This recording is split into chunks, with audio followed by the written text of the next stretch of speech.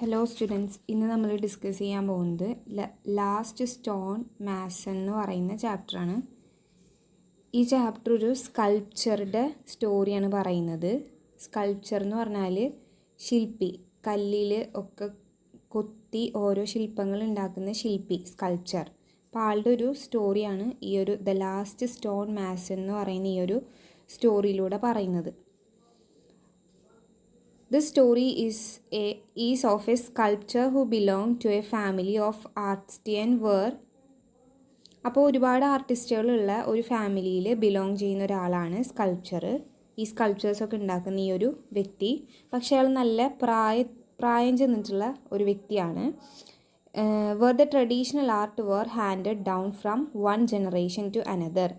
ഒരു ജനറേഷനിൽ നിന്ന് അടുത്ത ജനറേഷനിലോട്ട് ആർട്ടിനെ ഹാൻഡ് ഓവർ ചെയ്ത് പോകുന്ന ഒരു ഫാമിലിയാണ് സ്റ്റോൺ മാഷൻ്റെ, അതായത് ലാസ്റ്റ് സ്റ്റോൺ മാഷൻ ഈ ഒരു ആളുടെ കഥ പറയുന്നത്.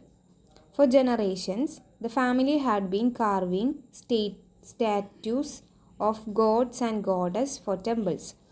അമ്പലത്തിലോട്ടൊക്കെ ആവശ്യമായിട്ടുള്ള ദൈവങ്ങളെയും ദേവന്മാരെയും ദേവികളെയും ഒക്കെ കല്ലിൽ കാർവ് ചെയ്ത് കൊത്തി ഉണ്ടാക്കുന്ന ഒരു ജോലിയാണ് ഇവർ ഫാമിലിയായിട്ട് കാലങ്ങളായിട്ട് ചെയ്തു വരുന്നത്. The old mason found much pleasure and satisfaction in doing so. ഇങ്ങനെ ചെയ്യുന്നതിലൂടെ ഈ ഒരു പ്രായം ചെന്ന ഈ ഒരു വ്യക്തി ഒരുപാട് പ്ലഷറും സാറ്റിസ്ഫാക്ഷനും കണ്ടെത്തുന്നുണ്ട്. ആൾക്ക് വളരെ താല്പര്യത്തോടു കൂടി ചെയ്യുന്നതാണ് ഈ പ്രവൃത്തിയൊക്കെ. Although he made beautifully carved statues, he did not earn much money.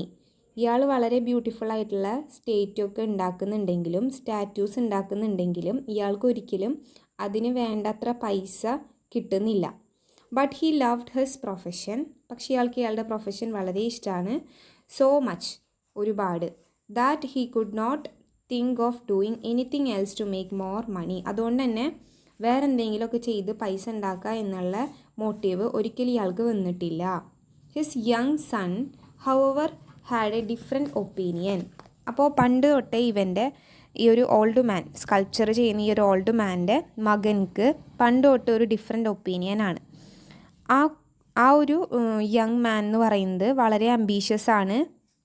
Family profession തന്നെ കണ്ടിന്യൂ ചെയ്യുക എന്നുള്ള സംഭവത്തിലല്ല അയാൾ വിശ്വസിക്കുന്നത്. അയാൾക്ക് കുറച്ചും കൂടിയും ബെറ്ററായിട്ട് ജീവിക്കാനും പൈസ ഉണ്ടാക്കാനൊക്കെ ആഗ്രഹമുണ്ട്. സോ അയാളുടെ ആഗ്രഹപ്രകാരം ആഗ്രയിലോട്ട് പോയിട്ട് അവിടെ ടൂറിസ്റ്റിനൊക്കെ ഗിഫ്റ്റ് ചെയ്യുന്ന തരത്തിൽ ഈ ഒരു സ്കൾപ്ചേഴ്സ് ട്രേഡ് ചെയ്യാനാണ്. പക്ഷേ മാസ് പ്രൊഡ്യൂസ്ഡ് ഇൻ ഫാക്ടറികളിലൊക്കെ പ്രൊഡക്ഷൻ കഴിഞ്ഞിട്ട് അങ്ങനെ അതിനെ വിൽക്കാനാണ് അയാൾക്കിഷ്ടം, ആ ഒരു യങ് സണ്ണിന് ഇഷ്ടം.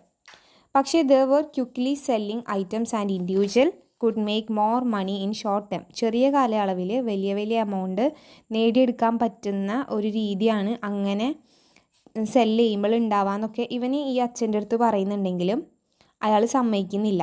So he decided to move Agra, leaving his old father alone. അപ്പോൾ ആളവിടെ തനിച്ചാക്കിയിട്ട് മകൻ ആഗ്രയിലോട്ട് പോവാണ്. And The old mason that if the entire young generation thought like his son, there would be no one to pursue the tradition and then it would soon die. അപ്പോൾ ഈ മകൻ ചിന്തിക്കുന്ന പോലെ എല്ലാവരും ഇങ്ങനെ കുറച്ചും കൂടിയും ഏർണിങ്സ് ഉണ്ടാക്കാം എന്ന ഉദ്ദേശത്തിൽ ഫാമിലി ബിസിനസ്സൊക്കെ അവിടെ നിർത്തിക്കൊണ്ട് മറ്റു പല ജോലികൾ ചെയ്യാനായിട്ട് പോകുമ്പോൾ ഇപ്പോൾ ഇയാളുടെ കയ്യിലുള്ള ഈ ഒരു കഴിവ് ഇനി ഒരു ട്രഡീഷൻ ഇല്ല, അല്ലെങ്കിൽ ഇനി ഒരു ജനറേഷന് കൈമാറാൻ പറ്റാതെ ഇതിവിടെ അവസാനിക്കും. അപ്പോൾ അങ്ങനെ വരികയാണെങ്കിൽ ഈ ഒരു തൊഴിലിൻ്റെ അവസാനത്തെ ആൾ എന്ന് പറയുന്നത് ഈ ഒരു വയസ്സായിട്ടുള്ള ഈ ഒരു സ്കൾപ്ചർ ആവാനാണ് സാധ്യത. So the mason however had A young helper. അപ്പോൾ ഇയാൾക്കൊരു ഈ ഒരു സ്കൾപ്ചറർക്ക് ഒരു ഹെൽപ്പർ ഉണ്ട്.